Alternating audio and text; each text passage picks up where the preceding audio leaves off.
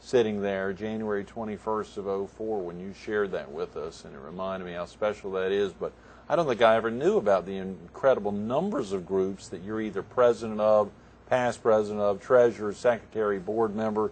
Even recently, a couple of groups that you've been real active with, Waccamaw Housing and Home Alliance, Inc. Share with viewers a little bit about those two groups and what originally got you involved with them. I've been involved with Waccamaw Housing since 1994. Wow. So it's been a long time. Waccamaw Housing is a 501c3 nonprofit that was formed for the purpose of providing housing for the chronically and persistently mentally ill homeless. And we had a situation that we identified here on the Grand Strand, but it's pretty much nationwide. But one of the unique issues to this part of the world is that people would come here looking for jobs and they could find them. But they were on medication or needed some help for their mental illnesses. But the South Carolina laws will not permit prescriptions to be filled across state lines. If the people came here and they didn't have an address, they needed their prescriptions, they couldn't get them, and they just spiraled. Quickly spiraled. Right. This was kind of a rescue thing that was done in conjunction with the mental health center. And we went ahead and decided to form this group to very quietly go out, get some government funding, and seek to find safe, affordable housing for these people. Long story short, it took us from 1994 until 1998 before we had our first person in housing. We had a very difficult time getting that whole system set up.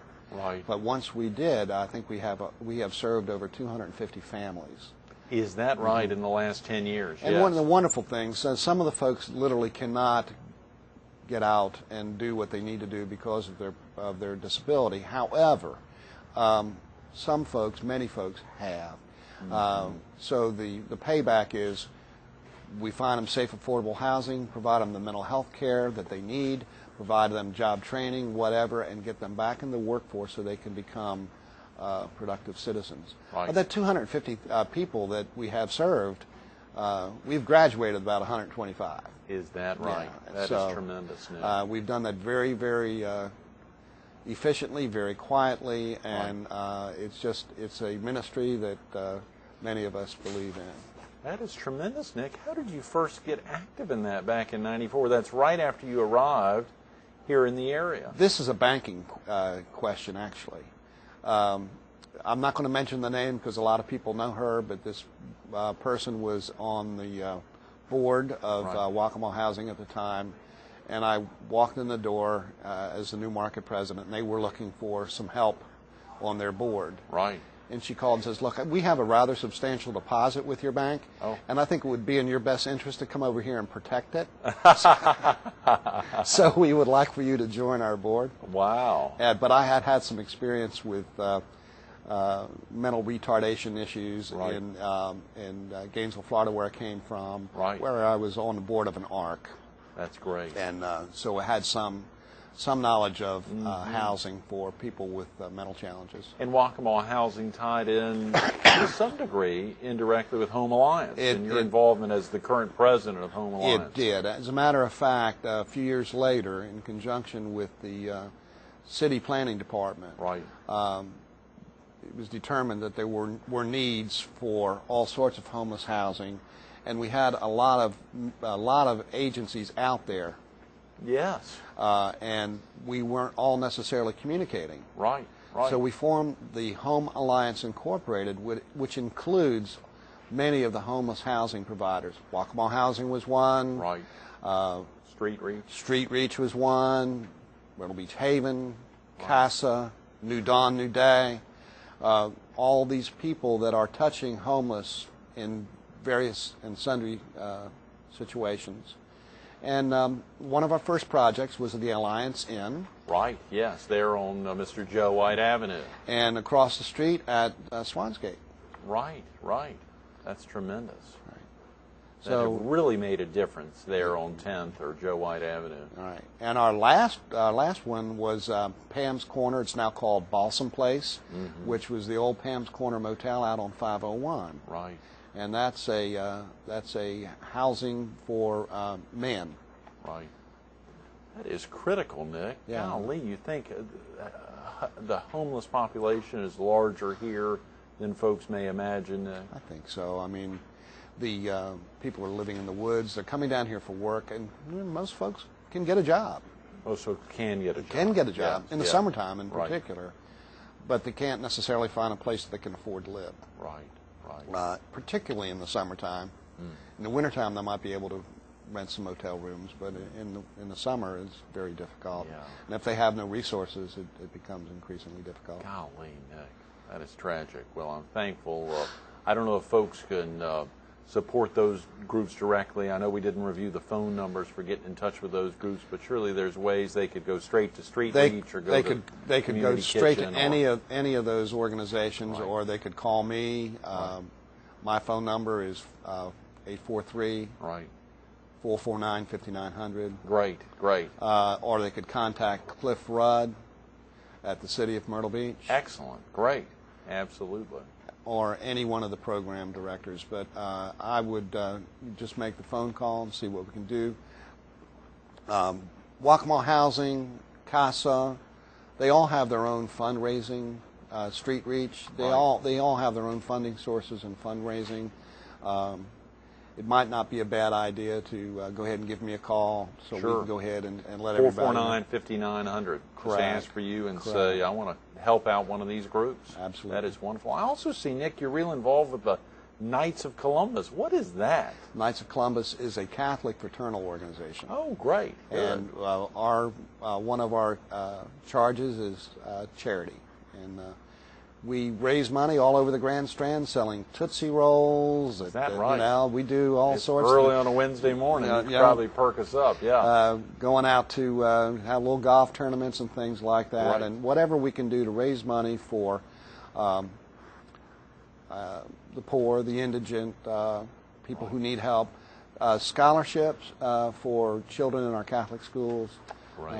and things like that. That is wonderful. Knights of Columbus, that's been around a long time. I see Yes. you've got a number of different positions with them throughout the state and here in the area. National, it was started by Father McGivney. It was almost over 100 years ago now, up in Connecticut. He was an Irish priest who, at the time, with all the immigrants coming in, they needed an organization to support the widows and children Right. of men that were dying and whatever. And Knights of Columbus was formed originally to do that. I was fascinated to see, Nick, one other thing that I bet a lot of folks didn't know about you is that you serve as the board chairman for Horry and Marion counties for the past decade for the United States Selective Service, which other folks know as The draft board. the draft You didn't board. even know we had one, did you? I didn't in Horry and Marion counties. You're always ready, I guess. Well, it's the last line of defense, and hopefully we'll never have to institute the draft. Yeah. But it has never been disbanded. A lot of folks refer to it as the former Selective Service, but it's still intact. We do Right. meet a couple times a year. We have training, and like I said, hopefully we'll not have to use it. There have been a couple times in the last few years where it's been a little tense, where we Right. thought perhaps it might be used. Right. But it's not the old draft board that we knew from Vietnam. It has changed a lot. There are some interesting things, like there are no longer any student deferments. Is that right? Right. I mean, so things like that. And even in some cases, women can be drafted that right? in Yeah. case of national emergency, mainly medical Sure. or people that have translation skills. You would be persona non grata in a lot of rooms as board chairman of that group, but at the Yeah. same time, it's so critical for America. Well, I think it's my patriotic duty. Right. This is not a banking relationship. No, not at all. Not at all. As a matter of fact, I got involved with that with a gentleman by the name of Stu Struthers. I don't know if you know Stu or not. No. He's a retired Coastal Carolina professor, and he came to me one day and he said, "I want you on the board." Good. And that in was '97, Nick. Yeah, more than a decade ago. Right. So then when Stu retired, I took over his slot. But we have representatives from all over the Grand Strand. There's 5 of us locally, and then there's a couple from Marion that are also on our board with us. That's great. Well, you have done so much, Nick. We're only on page 1 of the many groups you're involved in, and of course seeing your activities with the Myrtle Beach Area Chamber of Commerce and with Leadership Grand Strand. I think I remember the year you were, I believe Terry Cooper's year, Greg Hembry, I'm not sure if you were in that year. I was in that year. Seeing that picture up probably on your wall in your former office there, and seeing that up there, and all the folks, you really stayed active with Leadership Grand Strand. That was one of the most wonderful things I ever did here, and that's one of the things. Andy Bach charged us when we graduated. She says, okay, you've gone through this program, and if you don't use it, then we've wasted our time. Right. And she gave us a charge to go out and serve the community. And I think that if you take a look at that class, there was a lot of very notable people, myself excluded, in that group. You took the charge and ran with it. I'm sorry we've run out of time, Nick. Thanks so much for being with us this morning. Great being with you. All right. Stay tuned to a little more Carolina People with Nick Sherfesee, the market president for First Reliance Bank, coming up next. Not to take anything away from other guests on the show, but they always come in here prepared, handing out phone numbers for the many nonprofit groups they work with and are dedicated to. We're sitting here with Nick Sherfesee. Of course, he's promoting 488-DIME, but he's also saying, give me a call, track me down. If you want to get involved with Waccamaw Housing, if you want to support the Chamber of Commerce, if you want to wrap around the March of Dimes, track me down at First Reliance Bank. Find me. 449-5900 is a simple number, he said, and he said that because he works for a group that wraps around his many community commitments. As I said, just here on page 1, there's another 2 or 3 pages after that with so many of the groups that he's been involved with in the past. We ran out of time. We weren't able to highlight that just a couple of years after he arrived, he was recognized as one of the Volunteers of the Year, a finalist, but still in the running for the very prestigious Volunteer of the Year here in the area. A few years after that, a finalist again for another Volunteer of the Year award, and then highlighted by that special name he mentioned, Andy Bach, in 2006 when he actually won the Andy Bach Leadership Award. There's a reason he picked it up. There's a reason he's making a difference every day. It was instilled at an early age, and he's going to pass it on to others. Take the time to meet Nick Sherfesee. He's a great guy. Nick, thanks for being with us this morning. Absolutely.